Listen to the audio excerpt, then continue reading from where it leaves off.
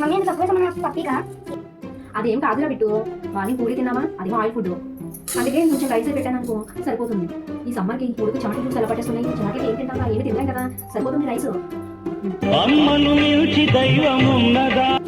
Suppose rice కొంచెం ఎక్కువే పెట్టాను అనుకో, నీకు నచ్చితే కదే తింటాను, లేదంటే వాళ్ళు ముడతారు కానీ ఇంతే తింటారు. కన్వర్ట్ తీసి పక్కన పెడతారు. సాయంత్రం చల్లారి చేసి వేడిగా లేదని తినరు. అప్పుడు మళ్ళీ ఆ అన్నం నేనే తినాలి. దాన్ని తీసి ఒక బౌల్లో పెట్టాలి. ఆ బౌల్ ఖాళీ చేసి మళ్ళీ కడుక్కోవాలి. సబ్బు వేస్ట్, మళ్ళీ గిన్నె తీయాలి. ఇన్ని పనులు ఎందుకు? అందుకనే ఇంత పెడితే సరిపోతుంది. రైస్ అంతా పక్కన పెట్టి కర్రీ అంటుంది. గూగుల్ కానీ అదే చేస్తున్నారా బిట్టు? ఇంట్లో వాడే కూర వేయచ్చు కదా మమ్మీ ఇంట్లో.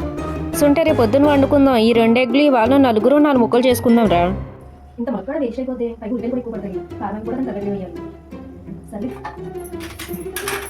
మొక్కు కూడా పెట్టి ఇంత సాంబార్ రసం కూడా ఫ్రెండ్స్ మీ ఇంట్లో కూడా ఇలాంటి పిసినారు మమ్మీ